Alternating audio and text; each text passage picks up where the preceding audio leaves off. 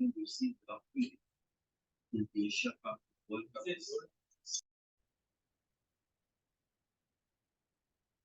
हमारा 7वां सेशन है इस सीरीज का और ये 7वें सेशन में आप सभी का स्वागत है। गोरेगांव चैप्टर ने एक पहल की थी कि हम हर घर में सच्ची और अच्छी इंफॉर्मेशन मेडिकल के रिलेटेड जो अपनी हेल्थ अपने लाइफस्टाइल से जुड़ी हुई है, जिससे लोग बेनिफिट कर सके, जिससे लोग अपने रोज की जिंदगी में कुछ नयापन ला सके, ये थॉट से ये जो सीरीज स्टार्ट हुई थी। आज इसके 7th सेशन में हम बात करने वाले हैं उन दो अनमोल रत्नों की, जिसके लिए बहुत लोग शायद आज भी तरसते हैं और हम बहुत लकी है कि हमारे पास ये दो रत्न है हमारे पास। ये हमारी आंखें हैं। और आज के इस सेशन को हम स्टार्ट करें और आज की स्पीकर को मैं इंट्रोड्यूस करूं, उससे पहले हमारे मेंटोर ये सीरीज के जो विजनरी है डॉक्टर बिपिन दोषी, मैं उनको इनवाइट करूंगी कुछ शब्द शेयर करने के लिए। Over to you Bipin uncle. Thank you Druti. सबसे पहले तो जब ये आंख की बात आती है तो लगता है कि हॉलीवुड में कितने गाने आंख के ऊपर है। So you know it's a wonderful thing that we listen.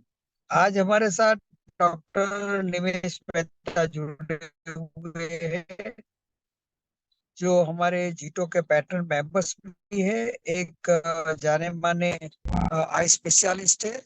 और टेक्नोलॉजी जिसमें हम काफी स्क्रीन का उपयोग कर रहे हैं, it's very important that we take care of our eyes and prevent number of diseases. और एक चीज है कि लास्ट 30 years में, you know, during my experience of medical practice, I have realized that the treatment of eye diseases has gone, you know, I mean, a lot of innovations and invention have occurred, and now one cannot say that particular disease is not treatable. So, you know, that's what the ophthalmic line or ophthalmic things have happened. And we have a wonderful person over here right now, Dr. Dimesh Mehta, who is not only a good surgeon or an excellent surgeon, but very philanthropic person, very social person, a lot of accomplishment he has in his life, and you know, good friend of mine. So I'm sure that all of you will benefit a lot from a very simple tips that probably he will give us about our eyes, which can really prevent major diseases in our life. So again, welcome all of you. Thank you, Dhruti and Nimesh. Welcome to you specially. Thank you. Thank you so much uncle. Thank you sir. जैसे आपने कहा, हाँ, बहुत सारे गाने भी हैं और बहुत सारी चीजें हैं जो हमारी आंखों से जुड़ी हुई है।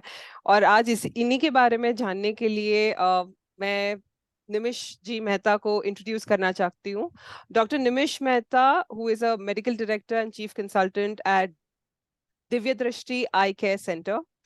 He is a trustee at Dr. P.J. Mehta Memorial Charitable Trust. आपने MS इन ऑप्थेमोलॉजी सौराष्ट्र यूनिवर्सिटी से 1995 में पास आउट किया है, and he is trained in various surgeries related to ophthalmology like cataract with IOL implantation. I'm sorry if I pronounce this incorrectly, but keratoplasty, ophthalmic surgical emergencies, squint surgery, lid surgery, glaucoma surgery, and many more. आपने as an RMO BABT eye hospital Mumbai में काम किया है अपने past and I think start of the years of profession में. He is also been an honorary eye surgeon as a cataract and general ophthalmology consultant at the Bombay City Eye Institute from 1995 till 2001. And he's been into the private practice in ophthalmology in Borivali since 1995.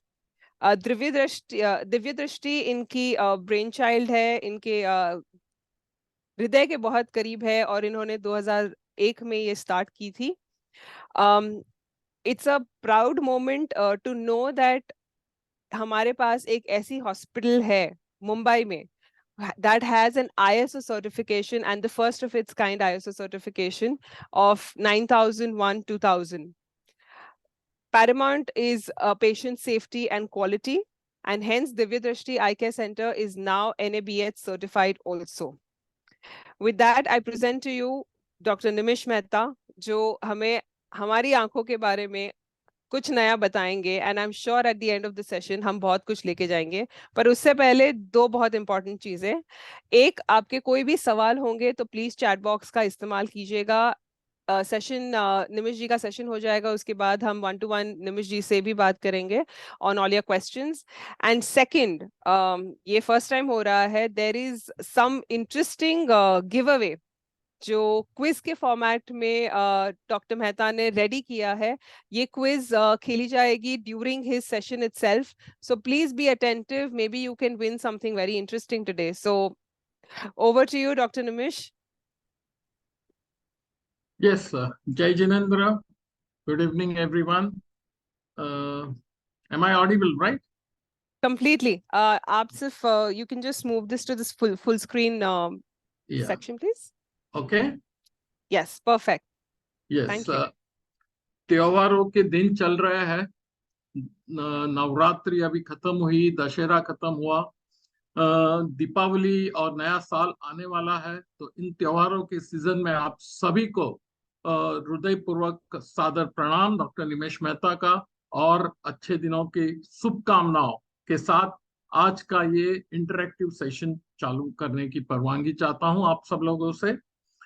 सबसे पहले thanks to JITO Goregaon chapter for conducting this unique interactive sessions. एक नहीं, दो नहीं, या 7वां session है.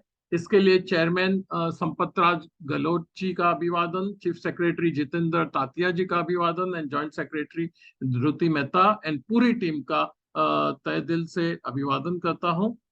बात आती है तो हमारे मेंटर, हमारे सभी के मेंटर, मेरे खास मेंटर, मेरे बड़े भाई, मेरे फादरली फिगर बिपिन भाई दोषी जी का, जिनके गाइडेंस से ही मैं मेरी मेडिकल प्रोफेशन में आगे बढ़ा हूं, और लगातार उनके सहयोग और आशीर्वचन से और गाइडेंस से आगे बढ़ते आ रहे हैं. सो थैंक यू बिपिन भाई, and thank you for giving me this opportunity to have an interactive session on the eye care. जैसे बताया कि मैं भी जीटो का पेट्रन हूँ. जीटो कमिटी, जीटो गोरेगांव चैप्टर की कमिटी में भी रह चुका हूँ, और जीटो के बहुत सारे एक्टिविटीज में सहयोग दे रहा हूँ. और जीटो प्लेटफॉर्म जो कर रहा है, न केवल एजुकेशन में, सोशल एक्टिविटीज और सभी में, तो ये डेफिनेटली एक क्रेडिटेबल और सराहनीय बात है. Thank you JITO Goregaon chapter in particular for everything what you are doing.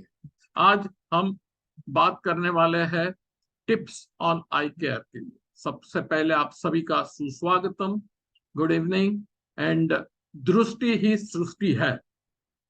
इस विषय पर आज हम बात करने वाले हैं. मैं पूरे कार्यक्रम में नेक्स्ट आधे घंटे में आपको tips on I care, basic tips बताऊंगा, जिससे आप अपनी आंखों का स्वास्थ्य अच्छा रख पाए. उसके बाद मैं कंप्यूटर विजन सिंड्रोम के बारे में भी थोड़ा बात करने वाला हूं. और इन बिटवीन, जैसे बताया, इस सेशन को इंटरेक्टिव रखने के लिए मैं बीच बीच में क्वेश्चंस पूछूंगा, और वो क्वेश्चंस जो भी हाथ रेस करेंगे उनको चांस दिया जाएगा आंसर करने के लिए, और सही आंसर को डेफिनेटली दिव्य दृष्टि की ओर से फ्री कंसल्टेशन वाउचर्स मिलेंगे. तो शुरू करते हैं आज का ये कार्यक्रम. चालू करने से पहले कुछ आंखों के बारे में बोलना चाहूंगा. चेहरे की खूबसूरती पर प्यारी प्यारी आंखें चांद लगा देती है. चेहरे की खूबसूरती पर प्यारी प्यारी आंखें चांद लगा देती है. किसी की कातिलाना, किसी की नशीली, किसी की बड़ी, तो किसी की क्यूट सी छोटी आंखें होती है. चाहे आंखें जैसे भी हो, लेकिन इनकी अपनी एक जुबान होती है. इसी जबान के चलते आशिक अपनी माशूका की आंखों को देखकर ही उसके दिल का हाल और दर्द दोनों समझ जाते हैं. हर महबूब की मोहब्बत में भी आंखों का जिक्र जरूर होता है. अब इतनी हसीन आंखों की तारीफ में शायरी ना की जाए तो जिंदगी में आखिर किया ही क्या. इस पर उर्दू के मशहूर शायर कुमार बाराबंकी ने एक बड़ा शानदार शेर लिखा है। खुदा बचाए तेरी मस्त मस्त आंखों से, खुदा बचाए तेरी मस्त मस्त आंखों से, फरिश्ता हो तो बहक जाए आदमी क्या चीज है। कुछ आंखें को वाकई जादू होती है, काली काली बड़ी बड़ी आंखों के जादू से भला कोई बच पाया है।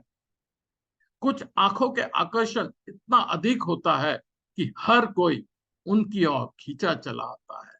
तो आइए ऐसी आंखों की देखभाल कैसी करते हैं वो हम जानते हैं। आंखें भगवान की सबसे बड़ी देन मनुष्य जाति को है। ये आंखें अपने दो अनमोल रतन है। इस दो अनमोल रतन को बचाना डेफिनेटली हमारी फर्ज भी बनती है। एंड ये गॉड की जो प्रेशियस गिफ्ट है साइट, उसको प्रिजर्व करना हमारा धर्म सिद्ध अधिकार भी होता है। आंखें दुनिया देखने की बारी है, यानी they are the windows to the world. क्यों मैं ऐसा क्यों कहता हूं? क्योंकि आंख जो है वो हमारे स्वास्थ्य का इंडिकेशन देती है। आंखें हमारी मानसिक, हमारी न्यूरोलॉजिकल सिस्टम का भी रूपरेखा हमें देती है। जैसे कि आप सब जानते हो, अगर मन प्रफुल्लित है तो आंखों में एक चमक होती है। अगर हम दुख के कोई वातावरण में है तो आंखों में से पानी टपकता है। तो इसीलिए आंखों, they are the indicators of our health. ये भगवान की जो दो अनमोल भेंट है मनुष्य और मानव जात को, ये जो आंखें, मानव जात नहीं मैं कहूंगा ऑल लिविंग एनिमल्स को, ये जो जेम्स है ये भगवान ने दी है उनकी ये ब्यूटीफुल रचना सृष्टि को देखने के लिए। तो इसीलिए आंखों की संभाल रखना बहुत ही अनिवार्य, बहुत ही जरूरी है, जिससे हम इस सुंदर सृष्टि की जो रचना है भगवान ने की है उसका आनंद हम उठाते रहे और देखते रहे। तो चलिए, मैंने जैसे बताया वैसा मैं पहला प्रश्न पूछना चाहता हूं आज। समझिए सुबह के 7 बजे है, आप सो रहे हो और आपके दरवाजे पे एक दस्तक है। दस्तक, दरवाजे के उस पार आपके पेरेंट्स हैं जो आपके लिए ब्रेकफास्ट करना चाहते हैं आपके साथ, और आपके फ्रीज में है bread, milk, juice, jar of jam. तो बताइए आप पहले क्या खोलेंगे? Any hands are raised? आप क्या खोलेंगे? पंक्ति जी टाइप कीजिए, पंक्ति जो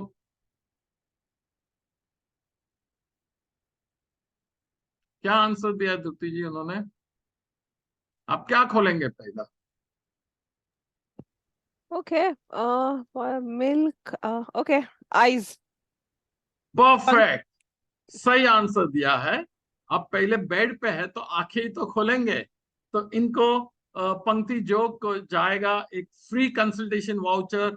congratulation for being the first lucky one. आपको दिव्य दृष्टि का एक फ्री कंसल्टिंग वाउचर। भगवान इच्छे कि आपको कोई तकलीफ ही ना हो, लेकिन अगर आपको आई रिलेटेड कुछ भी पूछना हो तो आप बेझिझक ये वाउचर लेके, आपके मोबाइल पे ये वाउचर आ जाएगा, आप बेझिझक आ सकते हैं। चलिए कारवा को आगे बढ़ाते हैं। Good one, good start. तो इससे मालूम पड़ा कि बहुत लोग जग रहे हैं, सुबह नहीं है क्योंकि ये रात्रि का समय है।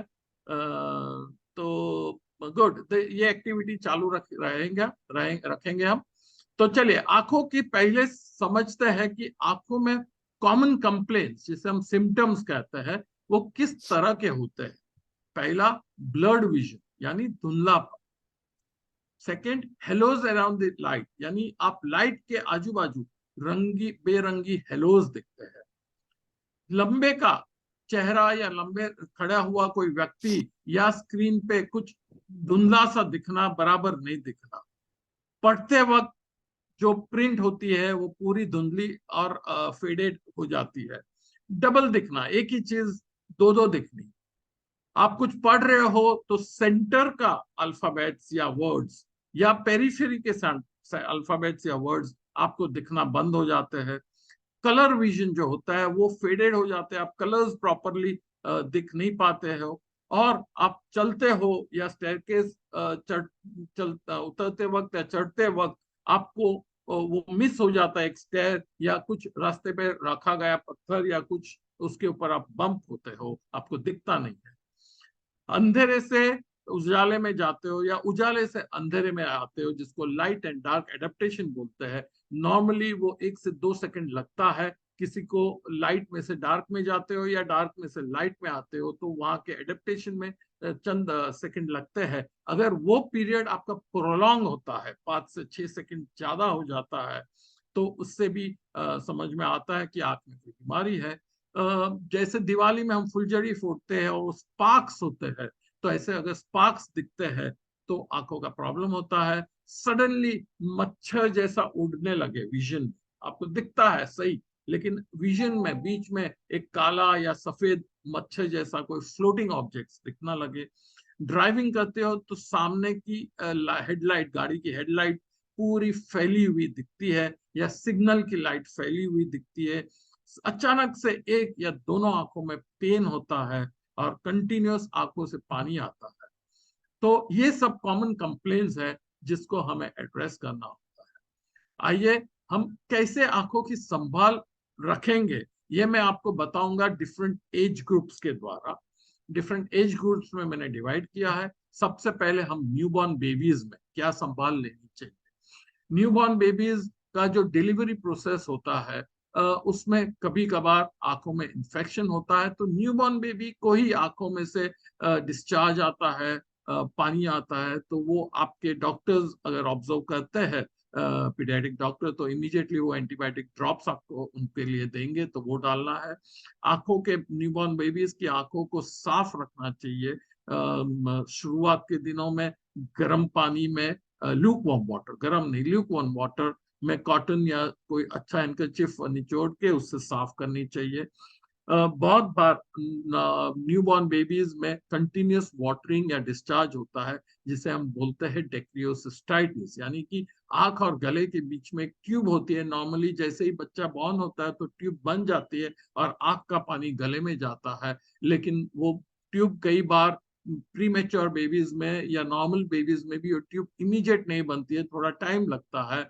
तो उसके लिए डॉक्टर्स की एडवाइस से जो ड्रॉप्स देते हैं वो डालना है, और एक सिंपल मसाज, नाक के कॉर्नर को दबा के नीचे, ऊपर से नीचे मसाज करना चाहिए, जिससे वो ट्यूब बन जाए और पानी का प्रॉब्लम धीरे धीरे कम हो जाता है।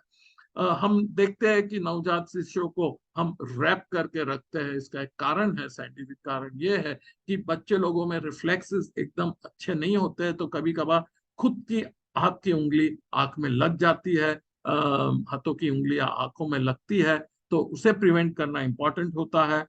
काजल, सुरमा चीज आंखों में लगाना एब्सोल्युटली अनएडवाइजेबल है। कुछ भी आंखों में अंदर लगाना नहीं चाहिए। और अगर बच्चा, न्यूबॉर्न बच्चा प्री मैच्योर है, तो उसका आई चेकअप करना जरूरी है 2 चीजों के लिए। एक तो कोई कंजेनेटल यानी हेरिडिटरी कोई बीमारी नहीं है आंखों के अंदर, अंडर डेवलप्ड आई नहीं है, वो चेक करने के लिए। और सेकंड है retinopathy of prematurity, ROP check करने के लिए। अब बच्चा जब स्कूल में जाता है तो आप क्या संभालो।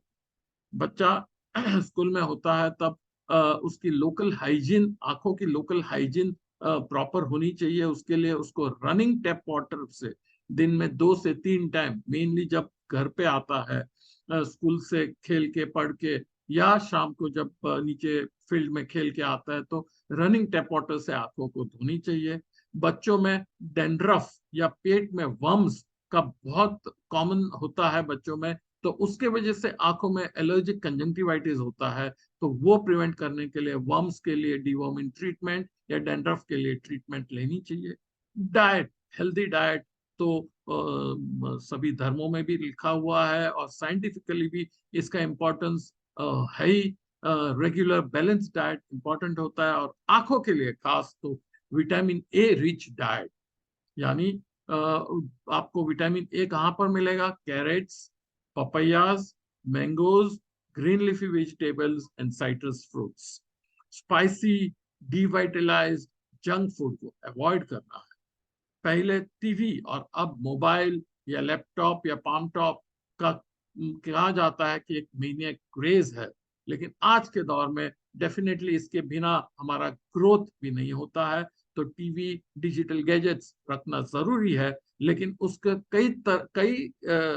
किस तरह से आप उसका उपयोग करोगे वो इम्पोर्टेंट है। अगर टीवी है तो 10 फीट के अंतर, मिनिमम 10 फीट का गैप रखना चाहिए, या 10 times the diagonal screen dimension वो होता है। एंड इंटरमिटेंट रिलैक्सेशन इंपॉर्टेंट है। आंखों कांस्टेंट टीवी या कांस्टेंट गैजेट्स को देखना नहीं है, इन बिटवीन आंखों को बंद करना है, या लंबी कोई डिस्टेंस की और लंबी दूरी तक को देखना है।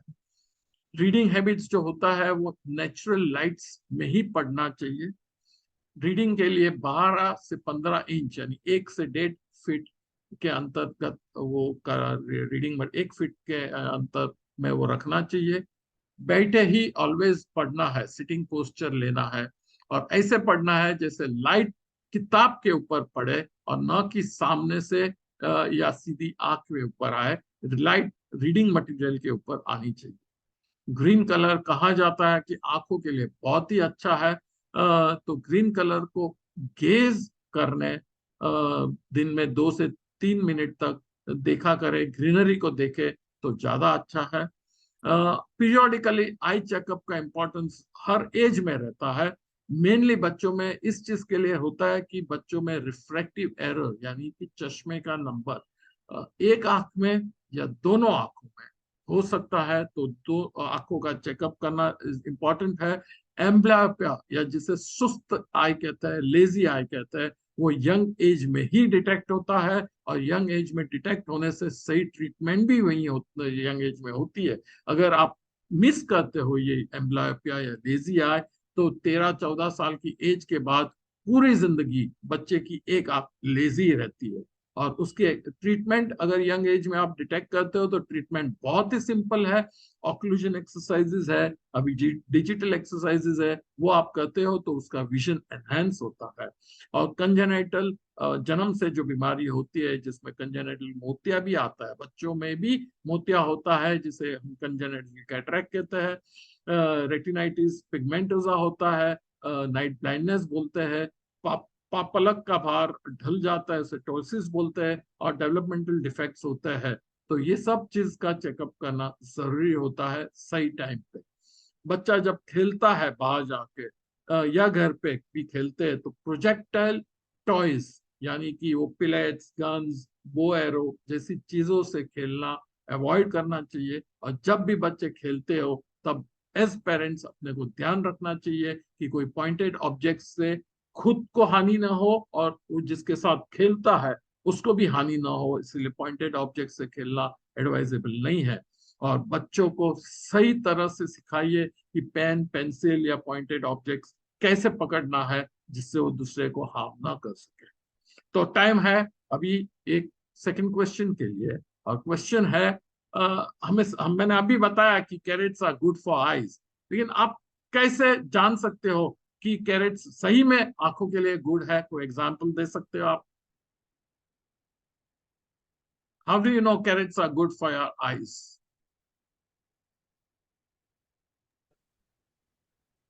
Any hands raised?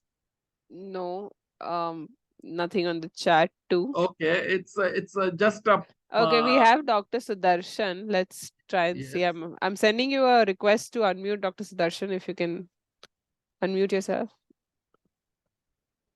Yes, Dr. Sudarshan. How do you know carrots are good for your eyes?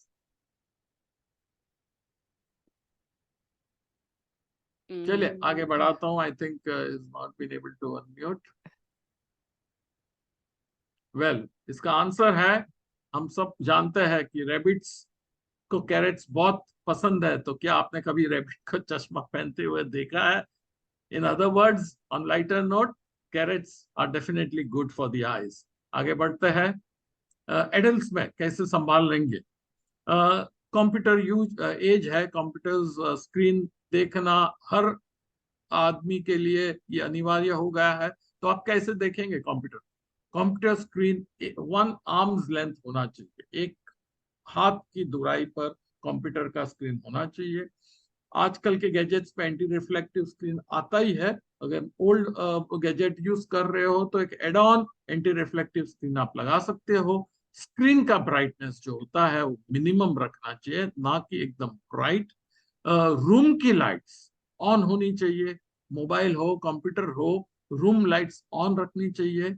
And intermittent relaxation, continuous आप काम करते रहोगे और इन बिटवीन रिलैक्स नहीं रहोगे तो आंखों पे स्ट्रेस आता है। जैसे हम स्नान करते हैं बॉडी को क्लीन करने के लिए, वैसे ही आंखों का स्नान बोला जाता है। Wash your eyes with running tap water 2 or 3 times in a day. या फिर आप अगर आई कप का इस्तेमाल करते हो तो उसके अंदर पानी कैसा होना चाहिए, बॉइल्ड उबला हुआ पानी को ठंडा करके उससे साफ करना चाहिए, ना कि ओवरनाइट स्टोर किया हुआ वाटर। फ्रेश वाटर को उबल के ठंडा करके उससे वॉश करना चाहिए। आंखों को आराम करना चाहिए और एक चेहरे पे हल्की सी मुस्कान आंखों के लिए भी अच्छी होती है। Sun rays are a tonic for the eyes definitely, लेकिन कैसे देखेंगे आप? उगते हुए सूरज को अपनी बंद आंखों से 2 या 3 मिनट देखें, बंद। न कि डायरेक्टली सन रेज को स्टेयर करना है, और एक्लिप्स को तो डेफिनेटली नहीं देखना है। आई एक्सरसाइजेस कैसे करेंगे? Eye ball movements in all 4 directions, up down right left, 15 to 20 times in a day in one sitting. ऐसा 2 से 3 सिटिंग कर सकते हो।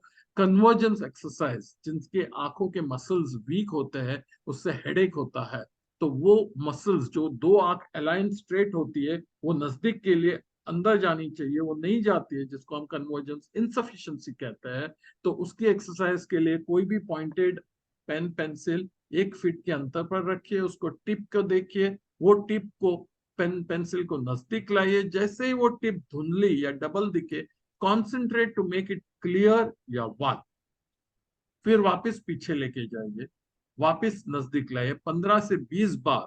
शुरुआत के समय में वो डिस्टेंस जब धुंधला दिखने लगे वो लंबा होता है, वो डिस्टेंस को आपको नजदीक लाना है एक्सरसाइज कर करके। जब वो डिस्टेंस आप नजदीक टिप लेके आते हो और आपको धुंधला क्लियर और सिंगल दिखे तो आपके मसल्स कन्वर्ज प्रॉपरली हो रहे हैं। ये एक्सरसाइज आपको लगातार महीनों तक करनी पड़ेगी, तो आपका ये कन्वर्जेंस एफिशिएंसी बढ़ता है। आंखों को बंद मुट्ठी से पाम, हल्के हाथों से पामिंग कर सकते हो। महिलाओं जो कॉस्मेटिक्स, लाइनर्स, मस्करा, भिन्न भिन्न प्रकार के कॉस्मेटिक्स आते हैं वो लगाते हैं, विच वो डेफिनेटली आंखों को कोई हेल्प नहीं करता है, हानिकारक होता है। कोई भी ब्रांड के लगाते हो, लेकिन after all the chemicals, they are not hygienic, और उससे आंखों में एलर्जी होती है। कोई प्रोफेशंस में लगाना जरूरी बनता है तो लगाइए, लेकिन लगाने के बाद जैसे ही आपका वो कार्यक्रम या ऑफिस आवर्स खत्म होता है तो जाके घर पे जाके इमीडिएट आप वॉश कर दीजिए, जिससे वो केमिकल्स, लाइनर्स, जो भी कॉस्मेटिक्स है वो आंख से बाहर निकल जाए। अगर आप कॉन्टेक्ट लेंस यूज करते हैं तो periodic eye checkup by an eye care professional is mandatory.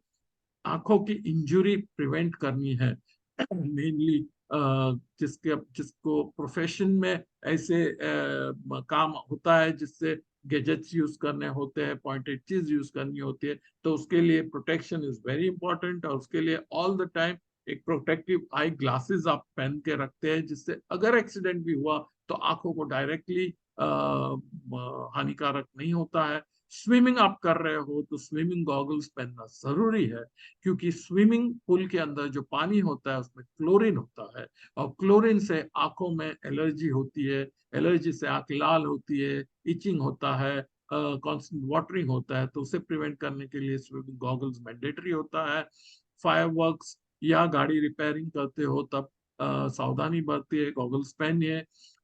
Exposure to UV rays, welding काम जहाँ चल रहा है वहां पर नेकेड आई से देखना एडवाइजेबल नहीं है, यूवी ब्लॉकिंग गॉगल्स लगाइए। एंड कोई स्पोर्ट्स में ऐसे है जिसमें आंखों में इंजरी होती है, mainly cricket, tennis, squash, baseball या बास्केटबॉल, तो सेफ्टी गॉगल्स पहनना जरूरी है। एंड क्रिकेट बॉल इंजरी मान लो बहुत कॉमन है, क्रिकेट बॉल से ब्लंट इंजरी आंखों में होता है, जिससे आंखों के अंदर हेमरेज होता है, या आंखों की पुतली फट जाती है, या कॉर्निया पे एब्रेशंस होता है। तो इसलिए क्रिकेट बॉल इंजरी न हो उसके लिए सेफ्टी गॉगल्स पहनना जरूरी है। कई बार हमारे यहाँ पेशेंट्स आते हैं कि मैं तो मैच देखने गया, बल्लेबाज के शॉट से मेरी आंखों पे डायरेक्ट हिट हुआ है और मेरी आंख डैमेज हो रही है। तो स्पेक्टेटर लेवल में भी ये क्रिकेट बॉल इंजरी कॉमन होती है।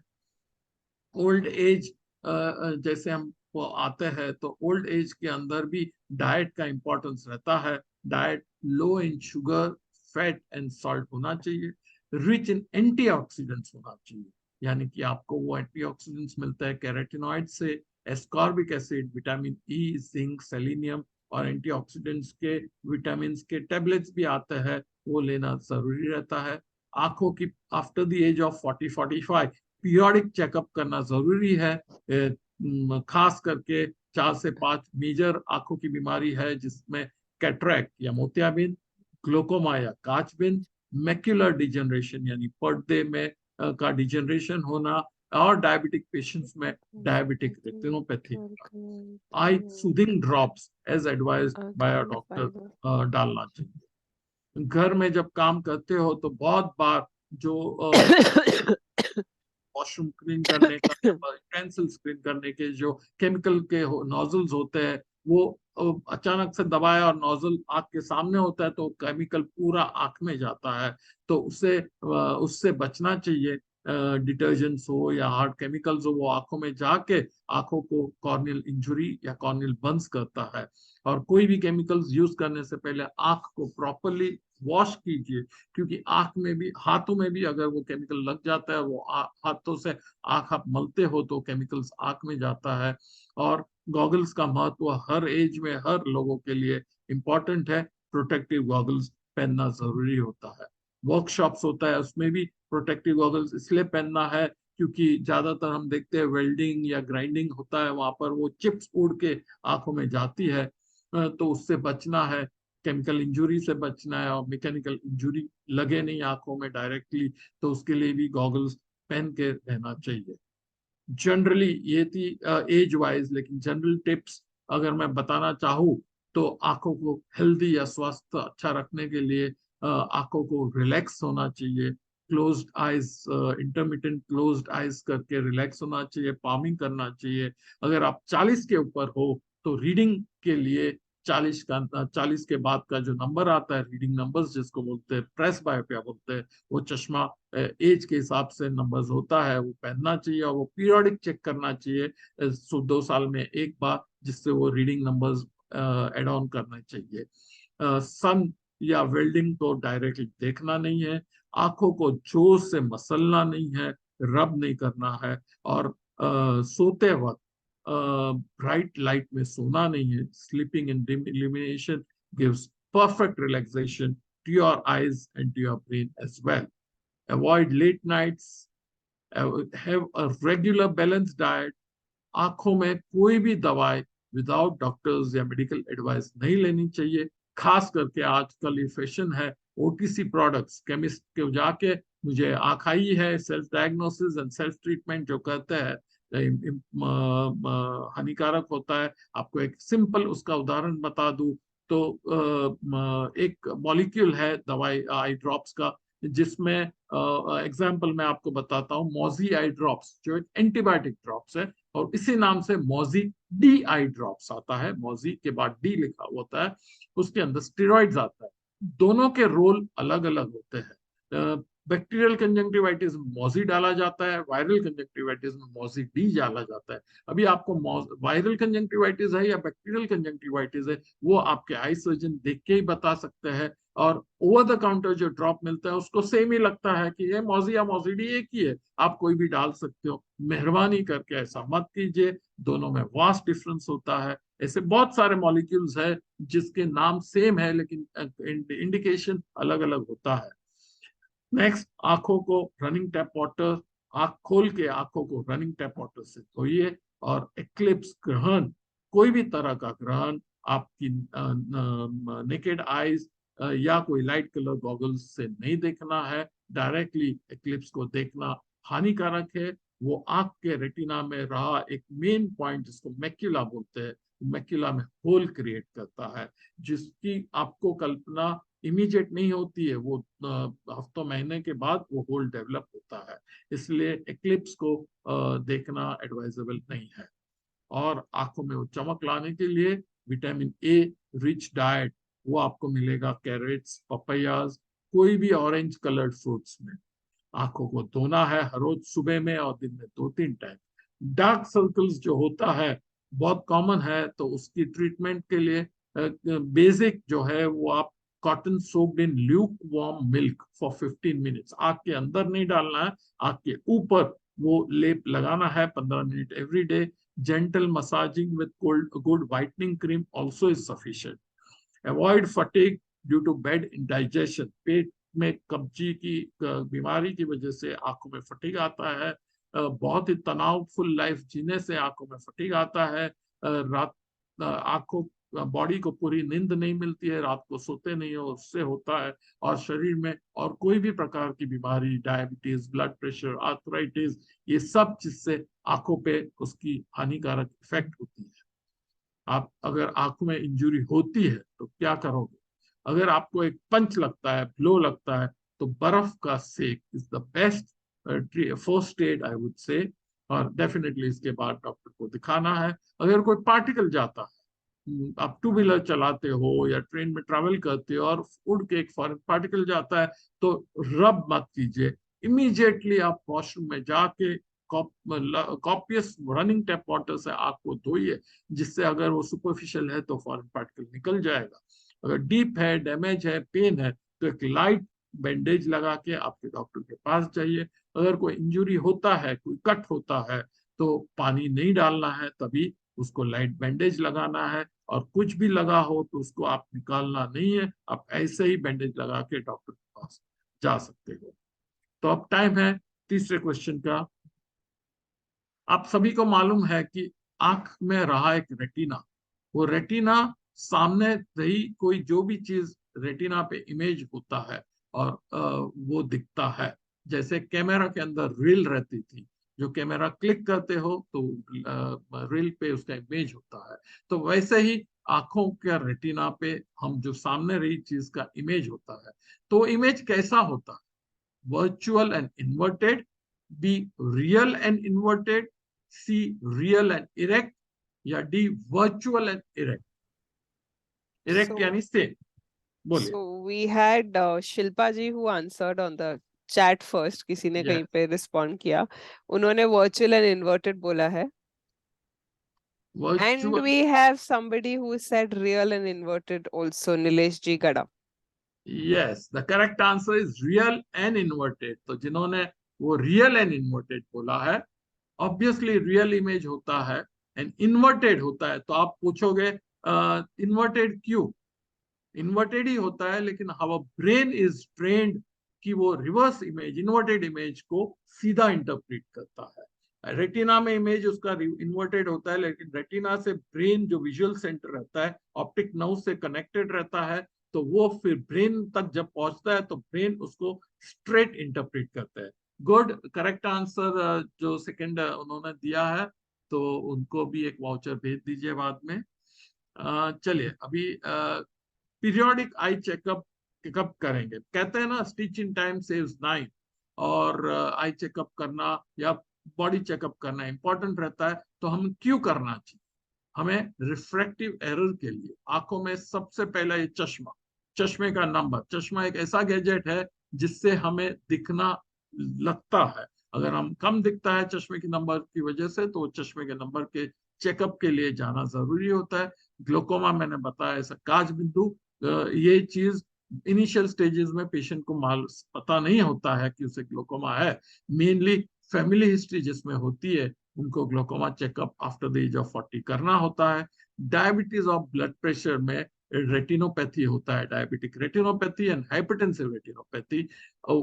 ग्रेड्स में होते हैं, ग्रेड 1, 2, 3, 4। ग्रेड 1 और 2 में पेशेंट्स को मालूम भी नहीं पड़ता है कि उनको ये ग्रेड रेटिनोपैथी हुआ है। डॉक्टर के पास जाएंगे, वो रेटिना चेकअप करेंगे, तब उसके वहीं का वहीं अटका सकते हैं। इसलिए periodic eye checkup is mandatory. आप कैसे करोगे पीरियोडिक आई चेकअप? अगर आपको चश्मे का नंबर है तो 21 साल तक हर 6 महीने में करना है, क्योंकि 21 साल तक जहां तक बॉडी ग्रो होता है, जिसे हम बोलते हैं बोन ग्रो होते हैं, बोन जब तक फ्यूज नहीं होते तब तक बॉडी ग्रो होता है। तब तक जैसे बॉडी ग्रो होता है, हाथ और पैर ग्रो होते हैं, वैसे आंखों का साइज भी ग्रो होता है आपको सिमेट्रिकल लुक देने के लिए। और नंबर आई बॉल ग्रो होता है तो उसके साथ उसका नंबर भी ग्रो होता है। इसलिए बहुत कॉमन चीज है कि जब तक आपका बॉडी ग्रो होता है आपके नंबर्स भी ग्रो होने वाले हैं। इसलिए एवरी 6 मंथ्स 21 साल तक वो चेकअप करना है, और उसके बाद once in a year till the age of 40, और 40 के बाद शुरू होता है रीडिंग नंबर्स, तो उसके लिए एवरी ईयर चेकअप करना है। अगर आपको ड्राई आईज होता है तो हर 6 महीने में उसका चेकअप करना जरूरी है। अगर आपको डायबिटीज, ब्लड प्रेशर, आर्थराइटिस होता है तो और वो अनकंट्रोल्ड है तो हर 3 से 6 महीना में रेटिना चेकअप करना चाहिए। अगर आपका डायबिटीज, बीपी सब कंट्रोल है तो at least once in a year checkup करना चाहिए। अगर आपको मैंने बताया वैसे फैमिली हिस्ट्री ऑफ ग्लोकोमा है तो every one above the age of 40 years should get the IOP, IOP यानी intraocular pressure, the eye pressure, and perimetry यानी visual field analysis। ग्लोकोमा में, अर्ली ग्लोकोमा में ये दो चीज इफेक्ट होता है और उससे पेशेंट को सिम्टम्स कुछ नहीं रहते। क्रोनिक ग्लोकोमा हुआ तो इसको हम पकड़ सकते हैं अर्ली स्टेज पे, और अर्ली स्टेज पे उसका आई ड्रॉप्स या लेजर ट्रीटमेंट से कंट्रोल भी हो सकता है। एक कॉमन नोशन है कि ग्लोकोमा हुआ तो आंख जाती है, ऐसा नहीं है। ग्लोकोमा लास्ट स्टेज पे डिटेक्ट हुआ तो विजन को रिवर्स नहीं कर पाते हैं, लेकिन टाइमली ट्रीटमेंट हुआ और जिसके फैमिली में ग्लोकोमा है उनके बच्चे उसको definitely after the age of 40 glaucoma evaluation के लिए अपने डॉक्टर के पास जाएंगे, तो ग्लोकोमा से होता हुआ ब्लाइंडनेस एब्सोल्युटली कंट्रोल हो सकता है। आई चेकअप जब जाते हैं तब ये विजुअल एक्यूटी टेस्ट बहुत बेसिक टेस्ट होती है और जिसमें एक एक आंख इंडिविजुअली विजन टेस्ट किया जाता है। स्लिट लेंथ एग्जामिनेशन जो होता है, जिसको हम बोलते हैं माइक्रोस्कोप से देखते हैं, वो टेस्ट मैंडेटरी होता है। रेटिनोस्कोपी एंड ऑफ्थेल्मोस्कोपी, नंबर के लिए ये रेटिनोस्कोपी होता है और रेटिना चेक करने के लिए ऑफ्थेल्मोस्कोपी होता है, वो इंपॉर्टेंट है। और ये आई प्रेशर चेक करने के लिए टोनोमेट्री होते हैं। टोनोमेट्री बहुत प्रकार से होती है, अलग अलग गैजेट्स है, आपके डॉक्टर जिस मशीन से कंफर्टेबल है चेक करने के लिए उससे करना चाहिए। लेकिन अगर आप ग्लोकोमा के पेशेंट हो तो टोनोमेट्री एक ही तरह के मशीन से एवरी टाइम चेकअप करना चाहिए। ये है एक नॉर्मल और कैटरेक्ट आई कैसी दिखती है। आप नॉर्मल आई में देखिए कि सेंटर में क्लियर है और कैटरेक्टस आई में सेंटर में व्हाइट होता है, जिसे हम कैटरेक्ट कहते हैं। नॉर्मल आई में विजन एकदम क्लियर होता है, कैटरेक्ट में धुंधला होता है। आपको कैटरेक्ट है कि नहीं, आप ये विजन से आपको खुद तो मालूम पड़ता है कि आपका विजन अगर धुंधला है चश्मा लगाने के बावजूद तो आपको कैटरेक्ट होने की संभावना है। बहुत बार ये पिक्चर मैं दिखा रहा हूँ जिसमें एक वाइट पूरा सर्कुलर पैच दिखता है आंखों में।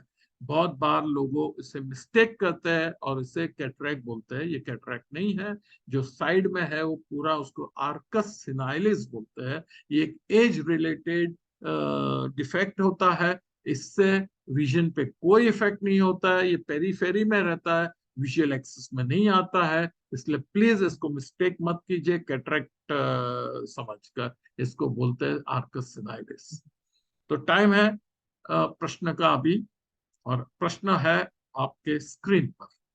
The black opening between the front of the I, cornea और लेंस के बीच में जो ब्लैक ओपनिंग है उसे क्या कहते हैं? ए रेटिना, बी आइरिस, सी कॉर्निया या डी प्यूपिल। बीच में जो काली पुतली जो बोलते हैं उसको इंग्लिश में हम क्या कहते हैं? Any hands raised? नहीं, अभी सब लोग स्मार्ट हो गए हैं, चैट बॉक्स पे ही डाल रहे हैं और मेरी आंखें थोड़ी आगे पीछे हो रही है बिकॉज बहुत सारी इंफॉर्मेशन फ्लो हो रही है। Okay, iris was the first 3 answer that we got. गलत है, ओके, गलत है। एंड उसके बाद pupil was the answer that I see yes, first तो किसने from प्यूपिल डाला है? The right answer Alpana is pupil. Alpana SD. Yes, तो pupil is the right answer. Second जो जो सेंटर में जो ब्लैक कलर का दिखता है वो प्यूपिल है। अल्पना जी को राइट आंसर के लिए गिफ्ट वाउचर दिया जाएगा। तो ये प्यूपिल जो है वो इतनी छोटी होती है, प्यूपिल साइज 3 to 5 मिलीमीटर है। और यही जो प्यूपिल है वहां से जो हम देखते हैं वो सब रेज उसके अंदर से जाते हैं और रेटिना पे उसका इमेज होता है। प्यूपिल एक ऐसी इंपॉर्टेंट चीज है आंखों के लिए, बॉडी के लिए। अगर डिमिल्यूमिनेशन होता है तो प्यूपिल खुल जाती है और बहुत से रेज अंदर जाने के लिए वो परमिशन देता है, जिससे अंधेरे में और अच्छा दिखे। या धूप होता है तो कंस्ट्रिक्ट होती है, जिससे ज्यादा लाइट अंदर नहीं जाती है। और प्यूपिल जो है ब्रेन न्यूरोलॉजिकल स्टेटस का भी इंडिकेटर है। आप देखते हैं कि बहुत आपके न्यूरोफिजिशियंस टॉर्च मार के आंख देख के कुछ डायग्नोसिस करते हैं, तो वो होता है प्यूपिलरी रिएक्शन के ऊपर से बहुत चीज का इंपॉर्टेंस, बहुत चीज की जानकारी हमें मिलती है। यस, तो अभी अगले सब्जेक्ट पे चलते हैं। वो है computer vision syndrome. Computer vision syndrome एक ऐसी बीमारी है, मैं कहूंगा, कि जो कंप्यूटर की वजह से होती है। और 2 से 3 घंटा से ज्यादा कंप्यूटर पे अगर टिके रहते हो आप, तो आपको ये कंप्यूटर विजन सिंड्रोम होने की संभावना है। ये कंप्यूटर विजन सिंड्रोम आपके मेंटल, आपके फिजिकल वेलबींग को असर करता है, और इसके वजह से आपकी जो प्रोडक्टिविटी है वो भी हैम्पर होती है। आपके सिम्टम्स क्या है सीवीएस के लिए, कंप्यूटर विजन के लिए? पहला है डबल विजन, हर एक चीज 2 से 3 देखना। लाइट सहन नहीं होना, जिसको फोटोफोबिया कहते हैं। टेम्पररी नियर साइटेडनेस, आपकी नजदीक की दृष्टि बढ़ जाती है, जैसे ही आप लंबे देखते हो धुंधला दिखने लगता है। ड्राई आईज होता है, आंख सूखी सूखी हो जाती है। हेडेक होता है, आंखों में लालपना रहना और आंखों से पानी आता है। आंखों में स्ट्रेन होता है और नेक और बैकएक का प्रॉब्लम चालू होता है। ये सब कंप्यूटर विजन सिंड्रोम होता है। क्यों होता है? ये कंप्यूटर के जो कैरेक्टर्स होते हैं, पिक्सेल्स होते हैं कंप्यूटर स्क्रीन पे, ये वेल डिफाइंड नहीं होते। उसमें सेंटर पार्ट जो होता है वो एकदम ब्राइट होता है, और जैसे जैसे पेरिफेरी जाते हैं वो इंटेंसिटी कम होती जाती है। इसलिए आपकी आंखों को वो सेंटर और पेरिफेरी में स्ट्रगल होता है देखने के लिए, और कांस्टेंट डिफोकसिंग होता है और फोकस करने में दिक्कत होती है। और अगर आप जबरदस्ती उसको फोकस करते हो, कांस्टेंट काम करना है कंप्यूटर पे, तो फोकसिंग करना पड़ता है। तो करने की वजह से आपकी आंख थक जाती है, आपको आई स्ट्रेन होता है, बर्निंग होता है, और एक टायर्ड फीलिंग आ जाता है।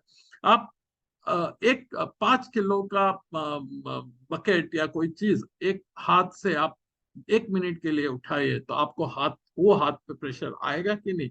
तो सेम वे आईज में भी मसल्स होते हैं। कंटिन्यूअस आप ये पिक्सेल्स जो साइज के होते हैं उसको देखते रहेंगे, तो उससे आंखों पे आपको स्ट्रेस आता है।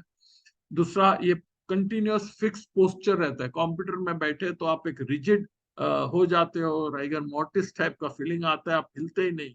आपकी गर्दन, सर सब पकड़ जाती है वो फिक्स पोस्चर की वजह से। पूरा upper part of the body becomes fixed.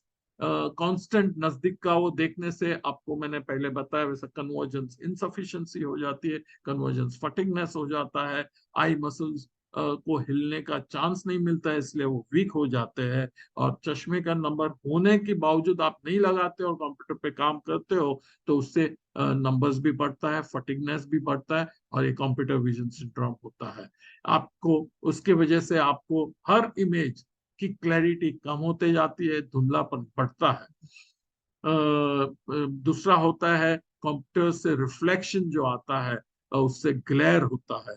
जो प्राइमरी प्रॉब्लम क्या होता है, कंप्यूटर की स्क्रीन पे लाइट आती है, लाइट का इफेक्ट ऐसा होता, अगर होता है कि लाइट स्क्रीन पे ऊपर आती है तो स्क्रीन पूरी लाइट को रिफ्लेक्ट करती है, और आंखों को टायर्ड फीलिंग होता है उसकी वजह से, और ग्लेयर आता है।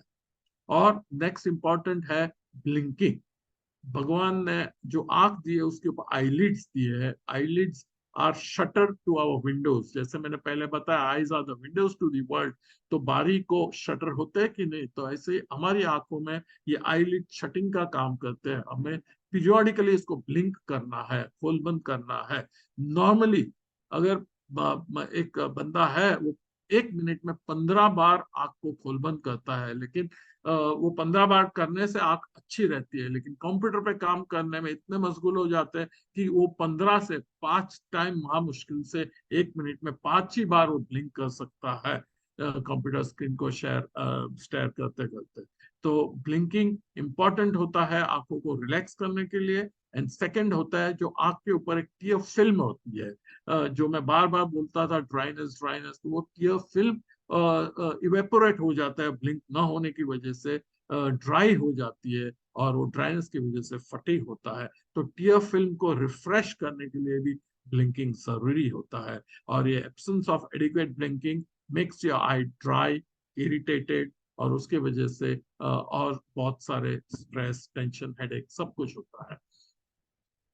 आपको एक बेसिक प्रश्न पूछूं कि आपको कैसे मालूम पड़े कि आपको सीवीएस होने वाला है कि नहीं? इसका एकदम स्ट्रेट फॉरवर्ड आंसर है, अगर आप 2 घंटे से ज्यादा कंप्यूटर पे काम कर रहे हो तो आपको सीवीएस होना ही होना है।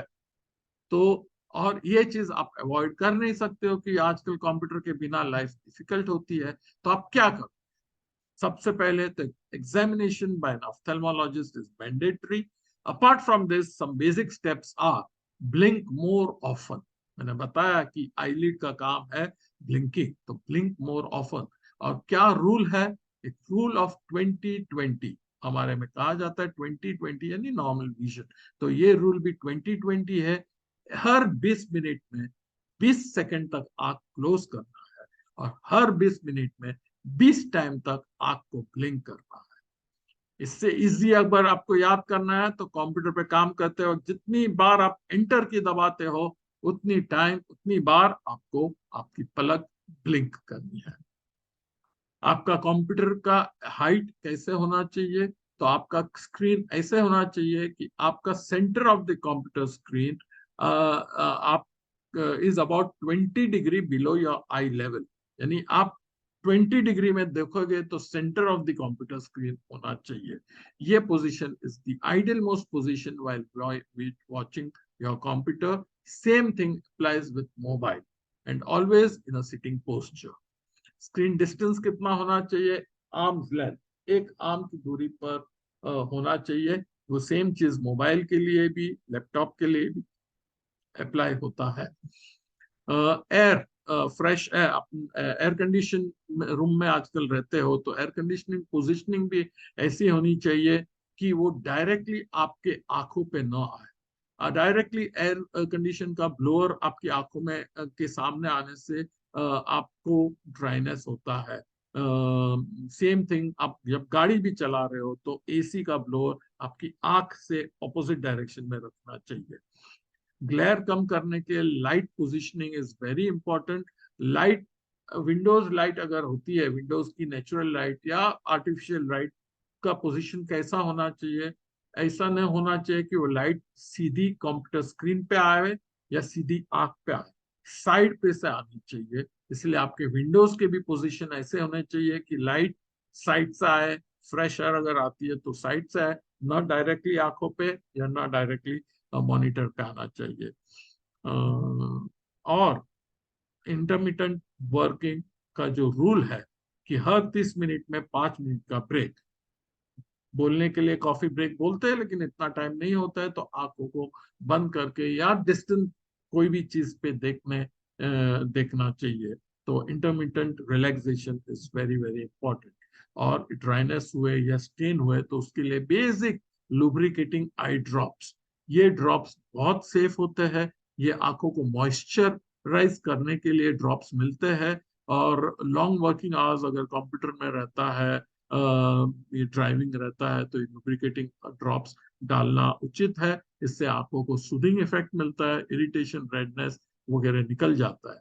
और आप अगर सीवीएस के पेशेंट नहीं भी हो तो आपको वेट नहीं करना है, आप बने तब तक। आप अगर ये लुब्रिकेटिंग ड्रॉप्स पहले से भी डालते हैं तो कोई प्रॉब्लम नहीं है। Regular use of lubricating drops will definitely help you minimize you getting the risk of computer vision syndrome. And always right posture, right lighting, right kind of a posture, right kind of a lighting is very, very important. And the most importantly is to blink your eyes. और आती है बारी एक last question की। हम सबको मालूम है भगवान ने हमें 2 आंखें दी है, तो ये 2 आंख हमें हमारी फील्ड ऑफ विजन बढ़ाने के लिए होती है, ए, या फिर हमें 3 डायमेंशनल व्यू मिलने के लिए होती है, हमें डेप्थ परसेप्शन के लिए होती है, या हमें डिस्टेंस एंड साइज का जो रिलेशन है, डिस्टेंस में पड़ा हुआ कोई चीज क्या साइज का है वो देखने के लिए इंपॉर्टेंट होता है। तो इनमें से कौन सा आंसर सही है? ओनली ए एंड बी, या बी ओनली, या A B and C? 3D effect, field of vision and depth perception. Okay, so answers आए हैं। गौरव जी ने कहा है डी, शिल्पा जी ने भी डी कहा है। तो अभी जिन्होंने तक पहला डी कहा है वो राइट है। यस, ये तीनों चीज इंपॉर्टेंट है।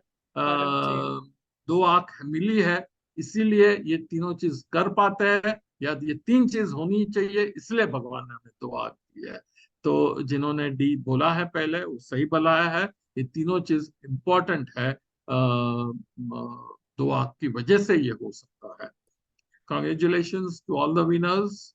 And definitely to end up, to summarize, definitely to see light, we need sight. And I can proudly say that most of the doctors, we do it the right way, what is possible. Thank you very much for this patient hearing, and I hope I am able to convince or convey to you some basic small steps on taking care of your eyes.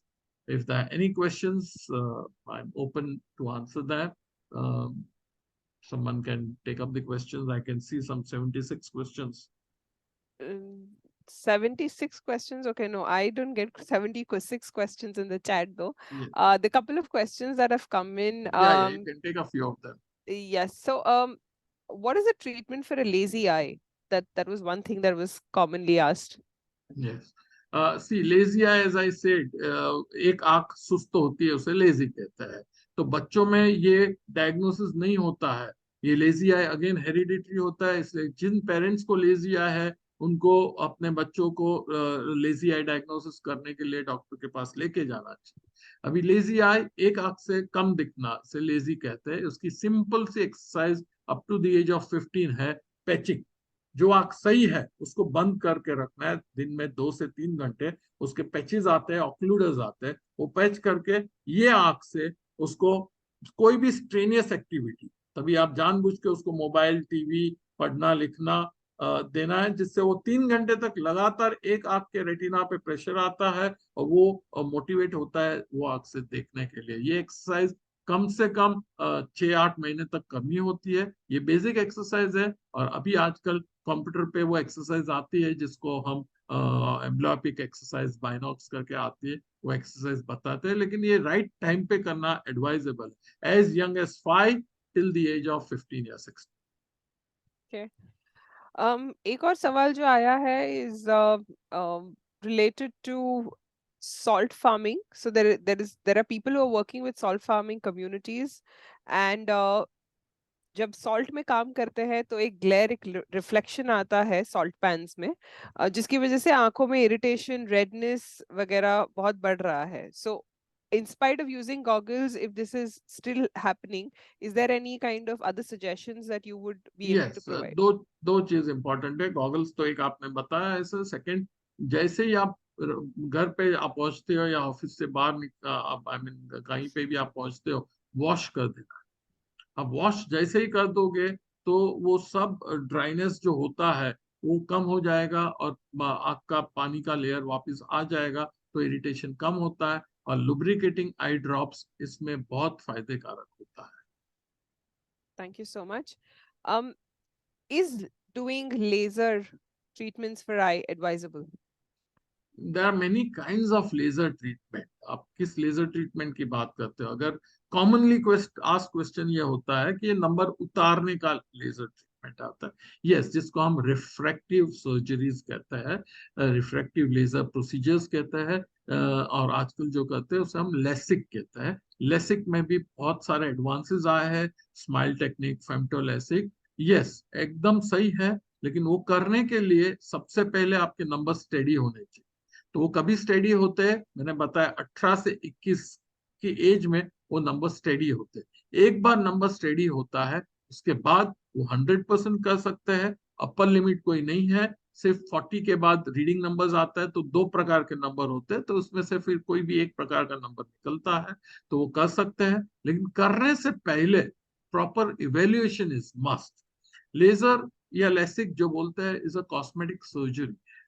उसमें tissues को हम dissolve करते हैं, तो इसीलिए preoperative tissue evaluation is important. और evaluate कैसे होता है? कॉर्नियल थिकनेस इवेल्युएट होती है, जिसको पैकीमेट्री कहते हैं। रेटिनल इवेल्युएशन होता है, जिसमें कोई रेटिना का इश्यूज होता है तो वो इवेल्युएट करते हैं। और नंबर्स में एक लिमिट होता है, ज्यादा सिलिंड्रिकल नंबर होता है तो वो नहीं निकलता है। तो कॉर्नियल थिकनेस के हिसाब से जितने टिश्यूज है, उतने में जितना नंबर निकलता है वो डॉक्टर पहले ही इवेल्युएट करके आपको बता सकते हैं। और ये एकदम, अगर ये विद इन द पैरामीटर्स आप करते हो तो 100% सेफ टेक्निक है। वेरी फास्ट रिहेबिलिटेशन होता है, 24 घंटे के अंदर you are back to normal. के लास्ट 2 सवाल लूंगी बिकॉज समय की थोड़ी सी यस किल्लत यस। है। So this is related to newborn baby, इसलिए ये सवाल ले रही हूँ। गुजराती में सवाल है कि न्यूबॉर्न बेबीज ની આંખમાંથી વ્હાઈટ અથવા યલો પપડી થાય બાર કે અંદરની સાઈડ, તો એનો ઉપાય શું થઈ શકે? મેં મારા લેક્ચરમાં કહ્યું હતું કે એને કન્જેનેટલ ડેક્રિયોસિસ્ટાઇટિસ કહેવાય। એટલે જે આંખ અને ગળાની વચ્ચેની જે નળી હોય, જેને ડ્રેનેજ પાઇપ કે, એ નવજાત શિશુમાં ઘણી વખત બને નહીં। એટલે એ આંખનું પાણી બધું આંખમાં જમા થઈ જાય અને એનાથી એનામાં વ્હાઇટ કે પિંકિશ કે ગ્રીનિશ કલરનો ડિસ્ચાર્જ થાય। એની ટ્રીટમેન્ટમાં ઇમિડિયેટ તો એન્ટીબાયોટિકના અમુક ડ્રોપ્સ આવે એ મૂકવાના। નવસેકા પાણીથી એને સાફ કરો। નવસેકા પાણીમાં રૂ બોળીને એનાથી એ ચીપડા હરોજ દિવસમાં 3-4 વખત સાફ કરવાના। અને મેં સમજાયેલી મસાજ અહીંયા કોર્નર પર દબાવીને નીચે અપ ટુ ડાઉન ડિરેક્શનમાં બાળકની બંને સાઈડ ઉપર મસાજ કરવાનું, જેનાથી એ નળી ખુલી જાય। નોર્મલી 9 થી 12 મહિનાની વચ્ચે એ નળી ખુલી જતી હોય છે, પણ ઘણી વખત 8 માંથી 10 માં નળી ખુલી જાય મસાજ કરવાથી। પણ જો ન ખુલે તો એક નાનું પ્રોસિજર, સર્જિકલ પ્રોસિજર આવે, જેને પ્રોબિંગ કહેવાય। જસ્ટ 2 મિનિટ્સ પ્રોસિજર, એ કરવાથી નળી ખુલી શકાય અને પ્રોબ્લેમ ઇમિડિયેટ સોલ્વ થઈ શકે।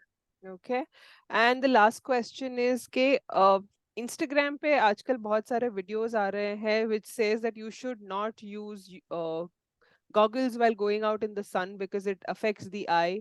The pressure in the eye and the change in the vision takes time, considering this is cool and the outside temperature is very hot. Is this a fact or a myth? No, no, no, no. Everything which is available on social media is not I. Yeah, आजकल बहुत से goggles ऐसे आते हैं जो quality proper नहीं है, जिसको यूवी कट ऑफ नहीं होता है, यूवी प्रोटेक्शन नहीं होता है, तो those goggles may have some effect of causing stress on the eyes या ऐसा। लेकिन आंखों के प्रेशर के ऊपर उसका कोई इफेक्ट नहीं है। गॉगल्स रनिंग अच्छी क्वालिटी का ब्रांडेड गॉगल्स पहनना एडवाइजेबल है, जिससे आपको प्रोटेक्शन मिले, आंखों को इंजुरी ना हो, और डेफिनेटली कोई फॉरेन पार्टिकल्स वगैरह ना जाए। इसके लिए डेफिनेटली बहुत हाई फाई नहीं, लेकिन एक नॉर्मल यूवी प्रोटेक्शन गॉगल्स, जिसको एंटी रिफ्लेक्टिव ग्लेज बोलते हैं, वो पहनना advisable. All right. Great. Thank you so much, Dr. Nimish Mehta. The session was really engaging, intriguing. सवाल आ रहे हैं लेकिन समय की थोड़ी सी किल्लत है, तो अगर आपके लिए ठीक हो and if you are comfortable, we can have your email ID, which we will put in the groups, and people can possibly ask you questions there, and at your convenience, if you can answer, if that is possible for you. Yes sure sure, मैंने मेरे chat पे डाल दिया हूँ मैं मेरा email ID. Sure. सो जिनके भी कोई सवाल है, प्लीज आप डॉक्टर को ईमेल कर दीजिएगा। उनके समय के हिसाब से वो आपको डेफिनेटली ट्राई करेंगे आंसर करने के लिए। ऑन बिहाफ ऑफ आप मेरे वेबसाइट पे भी जा सकते हैं, उसमें बहुत सारी पेशेंट इन्फो है, हर एक डिजीज के बारे में मैंने बुक लिखी है, वो वहां पर है। तो उससे भी आपको बहुत सारे प्रश्नों का सुझाव मिल सकता है। एफएक्यूज भी बहुत सारे डाले हुए हैं। लवली, फिर भी कुछ भी हुआ तो मुझे आप ईमेल कर सकते हैं। लवली, लवली, और दैट्स उस 5 जन को वो फॉरवर्ड कर दीजिए। They are free to come for anything, to ask me anything at any point of time in this year. और कुछ नहीं है तो एक कॉफी के लिए भी साथ में आ सकते very nice. So on behalf of Jito Goregaon chapter, thank you so much, Dr. Nimish Mehta, for sparing time and for educating us with the right kind of दृष्टि to ensure that हमारी दृष्टि ये बहुत प्यारी सृष्टि को देख पाए और हम इसके साथ आगे भी अपनी लाइफ में बहुत क्लैरिटी से बहुत सारी चीजें कर पाए। ये जो इंटरेस्टिंग आपने सेशन किया with the quiz and everything, ये भी एक नयापन था। So thank you for being so creative. आप पहले शायर हैं जो डॉक्टर बने हैं या डॉक्टर हैं। बन के शायर बने हैं, पर वो शायरी भी बहुत यूनिक थी to start off these lectures with this lecture series. I would also like to thank all our participants. आप लोग हर मंथ हमारे साथ जुड़ते हैं। बहुत लोग हैं जो रेपिटेटिव है, मैंने बहुत सारे नाम देखे हैं जो हर टाइम आते हैं। सो आपका बहुत बहुत शुक्रिया, बिकॉज ये सेशंस आपके बिना पॉसिबल नहीं है, ये आपके लिए हो रहा है। तो if you can make use of the best of this by giving your time in it, there's nothing like this. Last but not the least, Bipin uncle, thank you once again for being there with us always and for guiding us. Happy to say that we had 120 people जिनको अपनी आंखों के बारे में बहुत ज्यादा आई would से interest था जानने के लिए, और उन्होंने बहुत सारे मैसेजेस भी आए हैं in the group thanking you doctor. So with that, we will play the national anthem and we will bid adieu to everybody. मिलेंगे अभी हम next month, which is the 20, which is going to be the November of 17th November को हमारा next session होगा. So हम सब तभी मिलेंगे. We can just rise for the national anthem, everybody, please.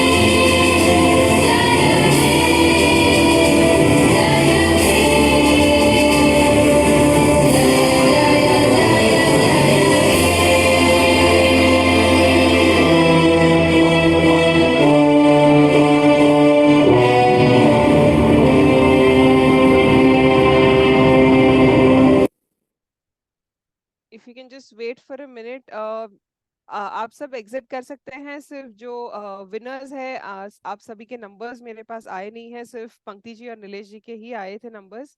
सो अगर आप अभी भी है हमारे साथ जुड़े हुए, प्लीज अपने नंबर्स चैट पे डाल दीजिए। हम फॉर द नेक्स्ट 30 सेकेंड्स ये ऑन रख रहे हैं।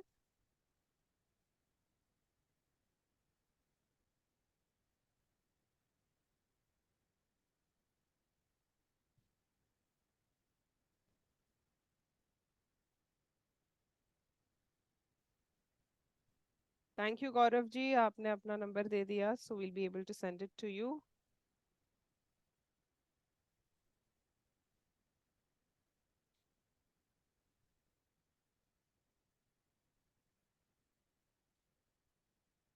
Okay. All right. Okay. Then in that case, we will take your leave. Everybody, enjoy the weekend. Take care of your health. Take care of your eyes. Stay safe, and see you next month. Thank you, everybody. Good night. Good night, Thank Doctor. you. Thank you. Hidalben, you can close the meeting.